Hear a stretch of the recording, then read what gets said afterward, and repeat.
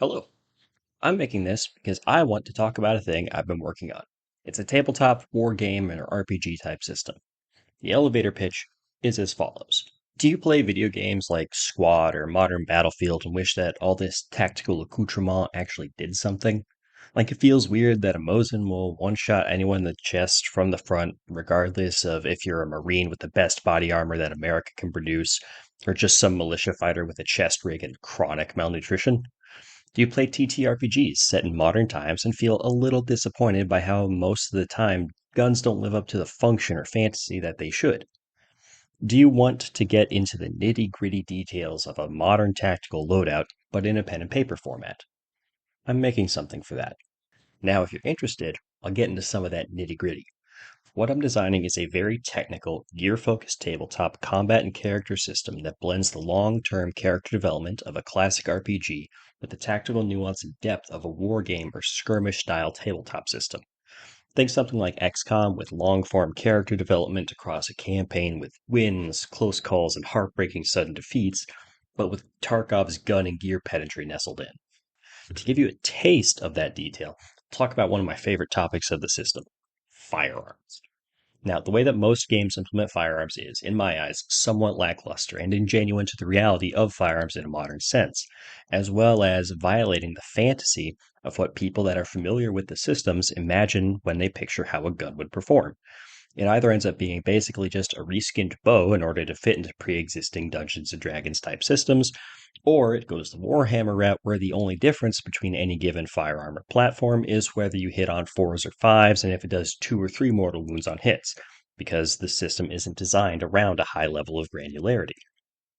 Before I bite into it, I want to disclaim something first.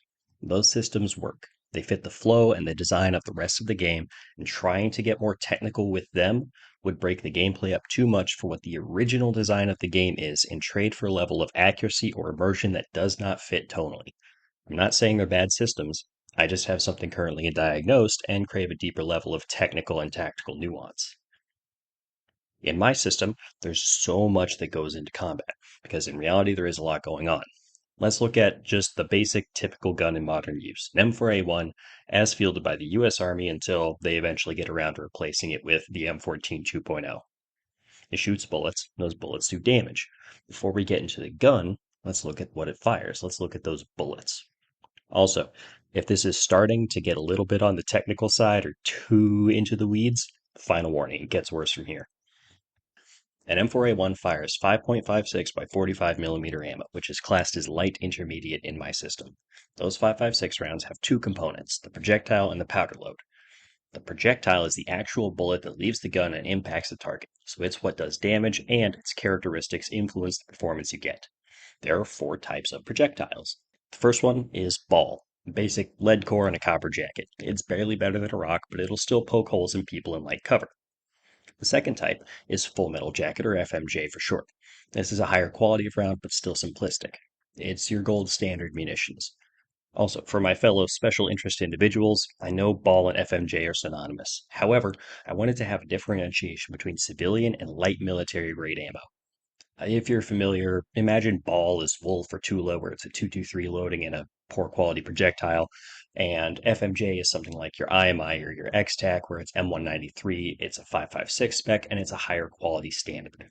Your third type is your armor piercing, or AP. This is solid lead core, but it's augmented by a hardened metallic penetrator to better pass through armor and hard cover. Pretty standard. The last type that I have is hollow point, or HP. This is expanding tip ammunition, typically used for hunting and self-defense. It trades armor penetration for raw damage output. Simple enough. And that's just the projectile. Bear in mind that these different projectiles exist for almost every caliber and platform. After that, there's the second part of the cartridge, the actual powder loading, or just the load. There's 5 load types. Those load types are standard pressure, which is your standard loading for standard use. It is the standard. It's in the name. It does what it says on the tin. Then we have plus pressure, which is an increased pressure from the standard, which increases your velocity and effective range, at a slight detriment to your weapon failures. Third, we have overpressure, which is exceptionally hot rounds, significantly increasing velocity and effective range at, again, the cost of worsening weapon failures. Then, going the opposite direction, we have under pressure, which is a reduced pressure loading. It makes it a little harder to hit moving or faraway targets, but there are use cases for it. Lastly, we have subsonic, which is so little powder that the projectile does not break the sound barrier. Exceptionally quiet when suppressed, but drastically reduces your effective range and makes moving targets even harder to hit. Pretty self-explanatory. The combination of powder load and projectile are represented by a basic letter string. APSP means armor-piercing standard pressure. HPSS means hollow point subsonic. Ball plus P means ball plus pressure, so on and so forth. Now, I know this sounds spooky and like it's a lot, but most of this is really fire and forget once you get it set up, and I feel really helps enhance kind of the granular nature of what I'm going for. Also, I mentioned light intermediate caliber class. What does that mean? I'm glad I asked. Damage isn't based on just a roll of the dice. It's not just 2d6 plus X, because that rarely lives up to the fantasy of the actual effect of guns in practice. Damage is based on caliber and projectile type, so that 5.56 round would perform comparably to its contemporary calibers, such as 5.45. It won't hit as hard as your, say, 7.62 NATO. It'll still do more than 9 mil. So, we know that the cartridge as a total package has an influence on gameplay and performance, but I haven't talked about the gun itself and how that M4A1 we started with comes into play. I mentioned how your ammo can influence the range, but that range is a number determined primarily by the platform the bullet is fired from and also by the caliber that the platform is chambered for. Ideal range, or just range for short, is the bracketed closest and farthest distances that you will perform at an optimal level with the firearm.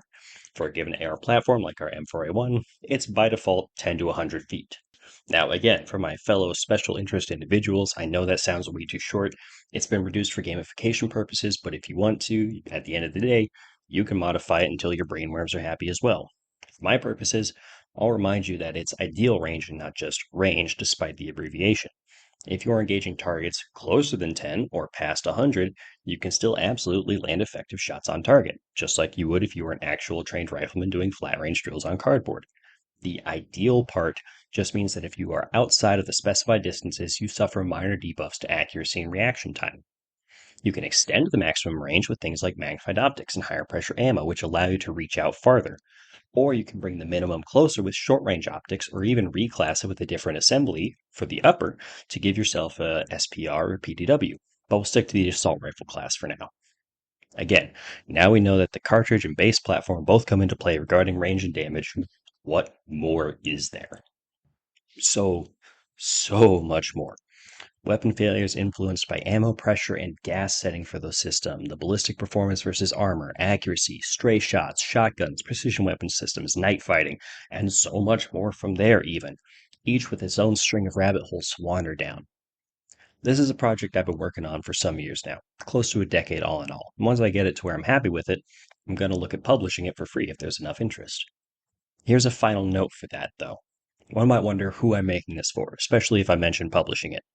Who is the target audience for such a noxiously involved, pedantically detailed, long-winded system that takes forever to set up a single character when there's always the chance of just getting schwacked round one? It's me. I'm making this for me. If years down the line, after release or project death, I'm the only one playing with this system, setting up little maps and fighting imaginary mouse skirmishes, I'll still be happy. Target audience has 100% satisfaction.